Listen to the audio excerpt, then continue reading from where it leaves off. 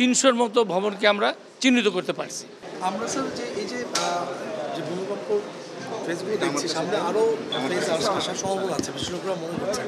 সেক্ষেত্রে RAJUK city corporation তাদের ভূমিকা কি? রাজউকের একজন দায়িত্বশীল হিসেবে আপনি কি পালন করে সামনে কি কার্যক্রম রেখেছেন? ভাই আমারটা ভেরি ক্লিয়ার, আমি তো সিটি কর্পোরেশনের কথা বলতে পারবো না, আমি আমারটা বলি।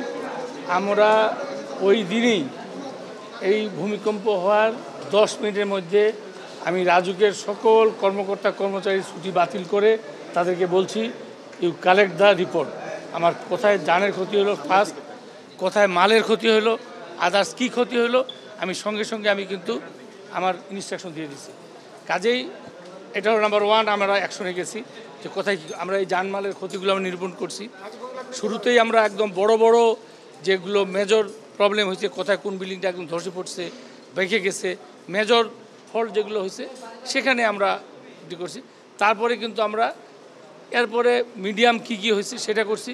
এখন কিন্তু আমরা একদম সূক্ষ্ম একটু ফেটে গেছে, একটু মানে প্লাস্টার ফাটছে বা কী হয়েছে সেটা কিন্তু আমরা এখন খালি এরকম কতগুলো ভবন আমি বলতেছি। এটা কিন্তু এখনও শুনেন একটা জিনিস কি যে এখনও কিন্তু এটা একদম কমপ্লিট রেজাল্ট পাওয়া। আমরা 300-র মতো সব মিলায় 300-র মতো ভবনকে আমরা আইডেন্টিফাই করছি, যেটা একদম ছোট থেকে বড় সবগুলো এর মধ্যে ইনক্লুড আছে। এর মধ্যে বড় আছে, এখন বড়রও অনেক ধরন আছে। কাজে আমি এক কথায় বলতে পারি আমরা 300-র মতো ভবনকে আমরা চিহ্নিত করতে পারছি। এরপরেও কিন্তু আমাদের চলমান আছে প্রক্রিয়া। মানে অনেকে হয়েছে কি আমি একটু বলি, আমার বাড়িতে আমি আগে দেখি নাই যে কোন জায়গায় একটু হেয়ার ক্র্যাক আছে বা ছাদের কোনায় একটু হেয়ার ক্র্যাক আছে, আমি দেখি নাই। কিন্তু ভূমিকম্প হওয়ার পরে সবাই সজাগ। একটা মজার কথা বলি, আমি এখন সরকারি বাংলায় থাকি, কিন্তু আমার একটা নিজের বাসা আছে, ওখানে যাই আমার কেয়ারটেকার বলতেছে স্যার এই আমাদের তো এই জেনারেটর রুমটা ফেটে গেছে, এই গেছে।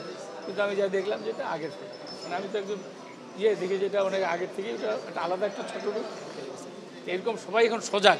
কাজে অনেকে যেটা আগেও ফাটা ছিল সেটাকেও মনে করতেছি ভূমিকম্পে ফাটলো, এরকম আতঙ্কে এখন পরিকল্পনাটা বলি এক কথায় যে এখন আমাদের কাজ হলো যে ইমিডিয়েটলি যে সিরিয়াসলি অ্যাফেক্টেড বাড়িগুলো আমাদের আইডেন্টিফাই করা, এইগুলোতে আমাদের কাজ করা, যেগুলো আমরা কিভাবে ইমিডিয়েট এগুলোকে মানে সংশোধন করবো। ওই যে রেট্রোফিটিং শুনলেন, বা কোনটা একদম ভেঙে ফেলতে হবে, কোনটা রাখা যাবে, এই কাজটা আমাদেরকে অতি দ্রুত এখন সেটাকে আপনারা কম্বাইন করবেন নাকি এককভাবে?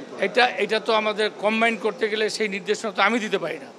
আমি আমার তরফ থেকে আমি মনে করি আমাদের যে ইকুইপমেন্ট এবং যে জনবল আছে এই সেক্টরে, এই জনবল এবং ইকুইপমেন্ট কিন্তু আর কারো নাই।